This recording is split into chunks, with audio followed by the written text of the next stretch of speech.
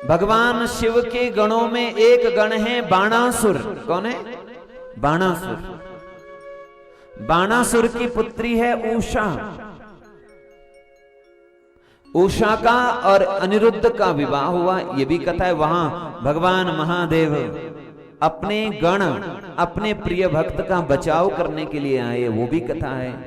बोलिए शंकर भगवान की। लेकिन हम लोग क्योंकि शिव महापुराण हो रहा है तो 12 ज्योतिर्लिंग का स्मरण करते हुए फिर कथा को विराम देंगे। सौराष्ट्रे सोमनाथम च श्रीशैले मल्लिकार्जुनम। आप लोगों को कहा था याद करने के लिए, किसी ने किया? हाँ जी।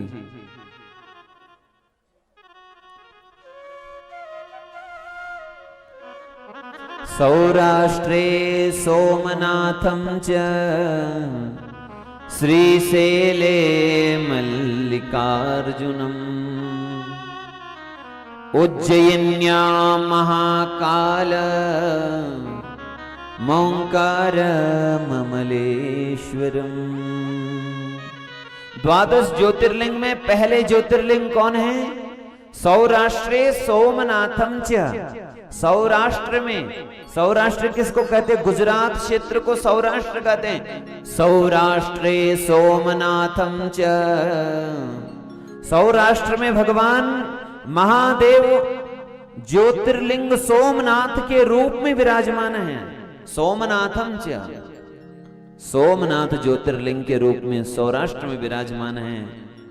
तो भगवान आखिर सोमनाथेश्वर भगवान या सोमनाथ भगवान कैसे वहां पर स्थापित हुए, इसकी चर्चा।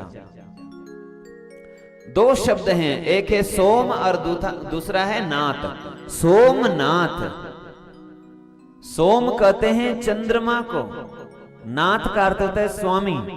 चंद्रमा के जो स्वामी हैं, चंद्रमा के जो आराध्य देव हैं, उन्हें सोमनाथ कहते हैं। तो चंद्रमा के आराध्य कैसे हो गए, इसी की चर्चा सूत जी कह रहे हैं। सोमनाथश्च तेषां वे प्रथमा प्रकीर्तिता। 12 ज्योतिर्लिंग में पहला ज्योतिर्लिंग जो सोमनाथ है, मैं उसकी चर्चा कर रहा हूं। ऋषियों, आप लोग बड़े ध्यान से सुने। चंद्रमा के सोम की 27 पत्नियां हैं। कितनी? दक्ष प्रजापति की जो 60 कन्याएं हुई, उन 60 कन्याओं में 27 कन्याओं का विवाह सोम से हुआ। सोम यानी चंद्र। और इसी को 27 नक्षत्र भी कहते हैं, अश्विनी, भरणी, कृतिका आदि। सोम की 27 पत्नियां हैं, लेकिन वह चंद्र 27 पत्नियों में जो एक हैं, उनका नाम है रोहिणी। वह रोहिणी से अधिक प्रेम करते हैं। रोहिण्यां च समासक्तो नान्यां मेने कदाचन। याद रखिए आप लोग, ये सब कथा लीला के रूप में भी सुननी है और शिक्षा के रूप में भी सुननी है। आपके यदि 4 पुत्र हैं, 4 संतान हैं, तो भेद नहीं करना। आपके परिवार में यदि जो भी जिस रूप में है, भेद नहीं करना चाहिए। चंद्र की 27 पत्नियां हैं, लेकिन चंद्रमा ने भेदभाव किया। क्या किया? 26 पत्नियों को अनदेखा कर दिया। और रुक्मिण्यां च समासक्तः। वह चंद्रमा रुक्मिणी में आसक्त हो रखा है, केवल रुक्मिणी के ही साथ रहता है। ओ रोहिणी, क्षमा करें, वह रोहिणी के ही साथ रहता है। रोहिणी के प्रति आसक्त चंद्रमा जब केवल रोहिणी के ही साथ रहते हैं, तो अन्य सभी कन्याओं ने सभी जो भरणी आदि अन्य स्त्रियां हैं चंद्रमा की, वह शिकायत करने के लिए अपने पिताजी के पास गई।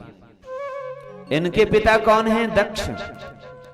उन्होंने अपनी बात दक्ष से जब कही, दक्ष प्रजापति को पता चला, तो दक्ष प्रजापति ने अपने दामाद को श्राप दे दिया। क्या श्राप दे दिया?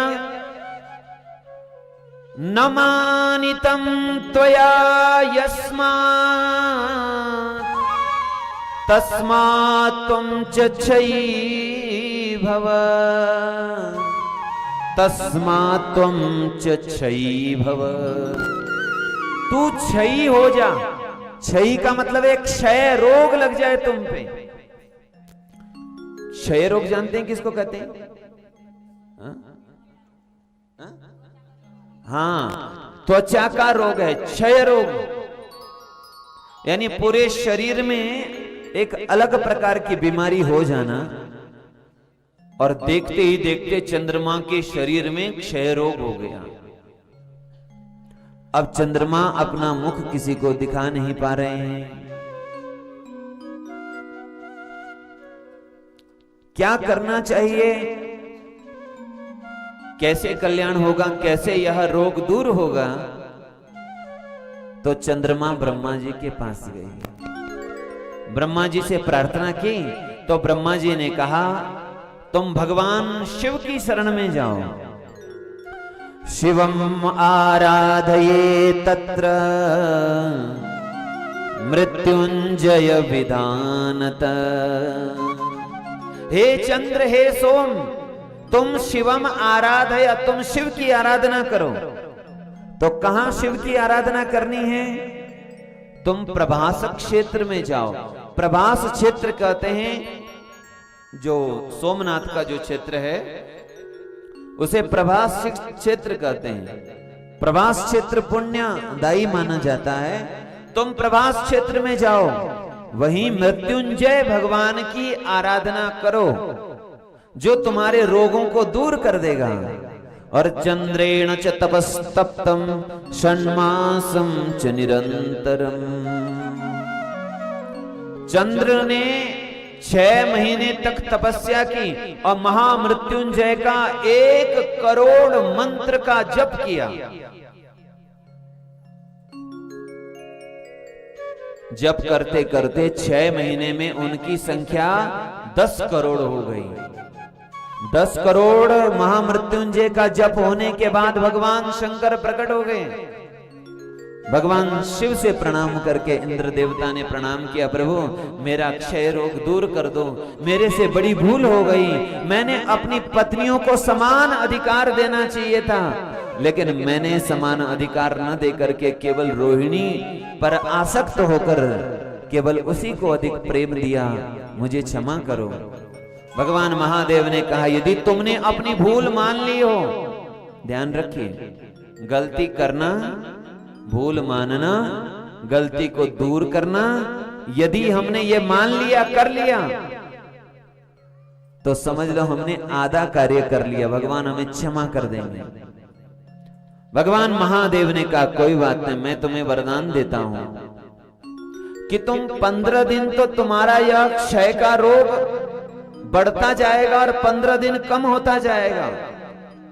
तब से भगवान शिव की कृपा से चंद्रमा में 15 दिन तक तो चंद्रमा की कला बढ़ती रहती है और 15 दिन तक चंद्रमा की कलाएं कम होती रहती हैं।